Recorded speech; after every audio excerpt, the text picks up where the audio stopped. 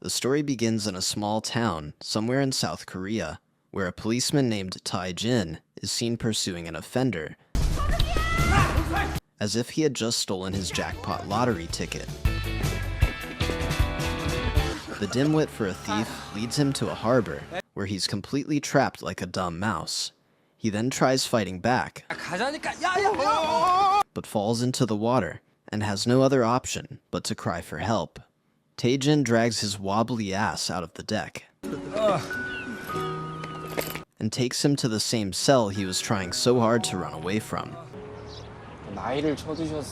One morning on a bus, a delinquent oppresses an elderly woman who is just trying to get a ride. Although everyone is uncomfortable with it, no one dares stand up against him. Seated at the back of the bus is a man named Jang-su. He happens to be a renowned judo instructor owning one of the biggest gym houses in the city. Everyone expects him to make a move, but surprisingly, Jang-su sits quietly, unbothered like an anime villain, waiting for the main character to level up so he can whoop his ass without feeling guilty. After a while, he stands up and moves like he's ready to teach the man a lesson. But in a turn of events, he rings the driver to let him off the bus. A high school student runs after him from the bus and asks why he didn't help the woman. Jang-su firmly replies that it's none of his business and that she should stop bothering him. She hits him, calling him a good-for-nothing as she runs away. Jang-su arrives at his center on a normal day and receives a call from the hospital, informing him that they have finally found a donor for his daughter's heart surgery. Jang-su screams for joy at the hope of finally making life easier for his daughter. Later that day, at a sushi restaurant, Tae-jin is seen talking to the young woman who runs the business. Yeon-ji, the young woman, who also happens to be his fiancée, scolds him for sustaining an injury, even on the day that was meant to be his day off from work. He tries to explain to her that he can't have days off because bad guys don't have days off, but Hyun-ji is not having it. He tries to cheer her up by offering to take her on a date, but she turns him down, saying she has to sell all the fish in the store first. While all of this unfolds, Jang-su makes his way to the clinic, a nervous tension in his posture. He's there to meet with his daughter, Do-kyung's doctor, to get an update on her upcoming surgery. The doctor assures him that every detail for the procedure is falling into place. A small concern surfaces when the doctor asks about the payment, but Jang-su's response is swift and resolute. He assures the doctor that he's prepared to go to any length, even selling his entire gym, to cover the costs. This unwavering commitment seems to please the doctor, who then offers a final, comforting piece of news that in just a few weeks, his daughter will be able to run and play like any other child. Jang-su leaves the clinic with a lighter step and a new profound hope. Meanwhile, for Hyun-ji, the day seems to drag on forever. She meticulously attends to her tasks until she finally sells the very last portion of fish for the day. At long last, she can prepare for the date with Tae-jin. She rushes to change out of her fish-stained clothes, leaving behind the smells and mess of the shop for the promise of an evening of romance. At the gym, Jang-su catches his daughter, Do-kyung, engaged in an adorable but worrying sight. She is training with her teddy bear. The sight fills him with a familiar fear. He sternly forbids her from doing anything that might strain her already fragile heart. He then reassures her with a gentle promise, telling her that once her surgery is complete, she'll have all the time in the world to play and be free. A promise that makes her eyes light up with anticipation. The following day at the police station, an angry citizen comes to drag the cops, lashing out at them and calling them an ineffective pile of garbage for failing to find his dog, which he had reported missing several days earlier. Tae-jin apologizes to him and promises him that they'll do their best to find the puppy and bring it back to him. Later that night, while Tae-jin roams the city alone in search of the mutt, he notices some suspicious individuals enter their town on a yacht and get into a black van, which he secretly follows.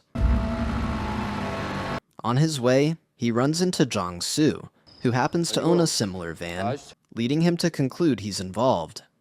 He tries to interrogate Jang-su about the whereabouts of the individuals, but Jang-su seems puzzled.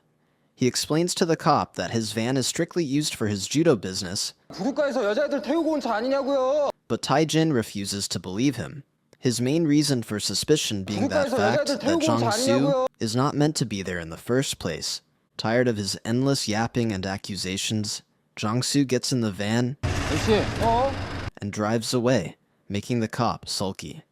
He gets on his motorbike and tries to pursue him, but the machine has a mind of its own. It refuses to start, leaving him stranded in the middle of nowhere.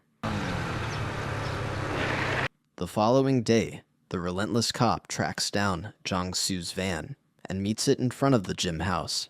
He begins to take pictures of the vehicle without Jang-su's consent, making him boil when he finds out.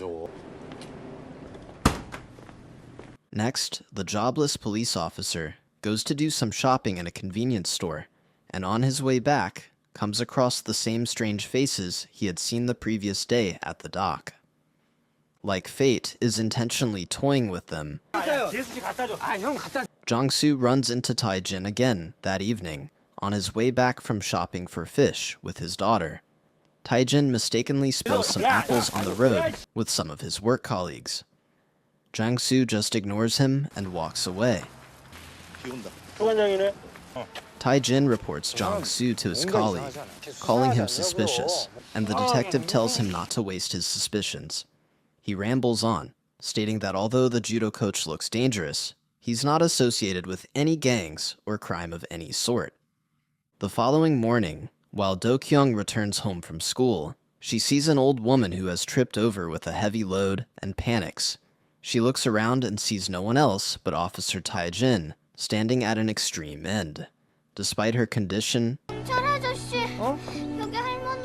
she runs to call him to help the old woman, which he does. Jang-su just happens to pass by at that time. He sees his daughter breathing heavily and yells at her for running despite his warnings. Tae-jin tries to stand up for her, explaining that she did the right thing to help the old woman, but he scolds her even more, telling her to stay out of other people's businesses. He takes her and leaves, while Tae-jin helps the granny get home. A couple of days later, Tae-jin sees Jang-su outside a building one evening. The jobless cop gets suspicious and decides to secretly follow him to see what he's up to. While trying to follow Jang-su, Tae-jin stumbles on a bunch of men harassing a woman and forcing her into a building. He notices the woman hides her cell phone within a couple of bushes before they take her away. Nosy as ever, he picks up the phone, and like that's not enough snooping, sneaks up after them. He sees the same suspicious-looking people he had tried to follow the other day, and picks a hiding spot to snoop better. He overhears the men ask the girl for her phone so they can delete the video evidence she has against them. The girl tells them she doesn't have it. Tae-jin heads back home and goes through the phone gallery, where he discovers video recordings of those men performing horrendous acts at a Korean nightclub. He shows it to an inspector immediately after. Later that evening, Tae-jin seals the deal over a new house he purchased for himself and Hyun-ji when they get married. Just as he leaves, he receives a call from work, summoning him to a specific location. A furious Jang-su emerges from a grocery store to find his van has been towed. Seeing Tae-jin pass by on his motorbike at that exact moment, Jang-su irrationally concludes that Tae-jin is responsible. Filled with rage, he begins a desperate foot chase after him. Tae-jin arrives at the designated spot, a seemingly empty police station parking lot. He is immediately uneasy. No one is there. He's about to turn back when, without warning, he is jumped by a group of masked men and knocked unconscious. Moments later, a breathless and exhausted Jang-su arrives. He sees Tae-jin's lifeless body on the ground, and his anger turns to shock and concern. He rushes to his side, but is also ambushed and taken down. The mastermind behind this attack is revealed to be the very detective Tae-jin trusted with the video. The plan, however, was simply to ambush Tae-jin and steal the original copy of the recording. As the detective stands over Tae-jin's body, he is filled with regret. He had never intended for his old friend to be harmed, let alone beaten to death. He laments the unexpected turn of events as he looks down at the body of the man he just betrayed. He has an emotional outburst and calls the ambulance. Amidst this chaos, Tae-jin gets up like nothing happened and tries to show everyone he's okay. But something seems quite strange. Nobody responds to his interactions. They all just practically ignore him, like the middle child in every modern family. In this moment of confusion, he watches the ambulance arrive and carry what seems like his body into their van. He isn't quite sure, so he follows them to the hospital. There, he meets Hyun-ji, crying over what, without a doubt, appears to be his body. He panics, thoughts about ghosts and the afterlife flooding through his mind. He's not dead, but is in a really critical condition. Jang-su wakes up the following morning in the same hospital and meets his daughter lying beside him. The nurse tells him she stood by his side the entire time, praying for him to wake up. Police officers arrive shortly after, and he explains it to them. After accepting his current reality, Tae-jin comes back to the hospital to pay a visit to his earthly body. He runs into Jang-su in the hallway, who can undoubtedly see him. Jang-su asks him why he's running around when he's clearly supposed to be at the brink of death. Tae-jin is grateful he can finally interact with someone. He tries to explain his condition to Jang-su, but gets taken for a fool. After confirming that the person in front of him is not really a person, but an astral projection, he collapses. He tries to avoid Tae-jin, but being a ghost, Tae-jin's newly found specialty is creeping up on people. After a while, Jang-su gives in and decides to hear him out. Firstly, Tae-jin tries to find out his association with the gang, and Jang-su explains that he's not involved with them in any way. What's meant to be a relief turns into a danger label, as Tae-jin tells him he's going to be in danger. While the detective goes to visit Tae-jin in the hospital, he gets a call, which makes Tae-jin suspicious. He follows him in his invisible firm, and finds out about the whole betrayal. The detective wants out of the deal, but that doesn't change the fact that he's the reason he's hovering across the surface of the earth without a physical manifestation. Tae-jin overhears the bad guys mention that they want to put an end to Jang-su. He rushes over to him to inform him of the impending danger, but Jang-su doesn't take him seriously. He is almost immediately ambushed by a bunch of men who try to strangle him to death. Due to his judo experience, he defends himself effectively and buys himself enough time to escape and hide from the men. The detective is compelled by one of the men to bring them the original copy of the recording, which, even after jumping Tae-jin, they still didn't find. He had dropped it with Hyun-ji earlier that day. The detective asks Hyun-ji if she has the drive, and she denies it at first. But after a moment of contemplation, she calls him and hands it over to him. Tae-jin is screaming at her not to hand it to him the whole time, but it's as pointless as trying to hold a meaningful conversation with Joe Biden. A tense air hangs over the hospital as Tae-jin, who was meant to be recovering, suddenly goes into cardiac arrest. The doctors rush in, a flurry of motion and hushed words, and when one finally speaks to Hyun-ji, his face is grim. He tells her the devastating news that Tae-jin may not have much longer to live. Just as this tragedy unfolds, Do-kyung also takes a critical turn and is rushed to the hospital. The shock of this event completely unmoors Jang-su, leaving him unable to think clearly. Seeking a moment of clarity, he retreats to the rooftop, where he is unexpectedly joined by Tae-jin. On the roof, a wave of long-held guilt and pain finally breaks through Jang-su's stoicism. He reveals the source of his rigid policy of non-interference. He tells Tae-jin about his daughter's heart condition, a genetic curse inherited from her mother. Years ago, in a tragic accident, his refusal to get involved in someone else's affairs led to a massive car crash that claimed his wife's life and left his daughter with a heart so badly damaged it was beyond conventional repair. That profound guilt, a heavy, silent burden, has been the driving force behind his detached way of life. Later that evening, a glimmer of hope turns to fresh horror. Shortly after Hyun-ji hands over the original copy of the memory card containing a crucial recording, she is violently abducted by a group of menacing men. Tae-jin, a helpless ghost, can only watch as the love of his life is taken, his ethereal form completely powerless to intervene. The detective, who was with Hyun-ji, confronts the abductors, handing over the memory card and demanding Hyun-ji's release. But the men mock his authority, telling him to back off and making it clear they will do as they please. Back at the hospital, the doctor approaches Jang-su with the worst possible news. He tells him the family of the donor has canceled the appointment, rejecting the transplant.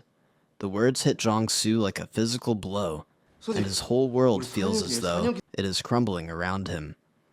With a heart that feels as though it has fallen into his stomach, he heads to the rooftop for some air, where Tae-jin is already waiting. Tae-jin, understanding Jang-su's despair, knows he cannot wait any longer.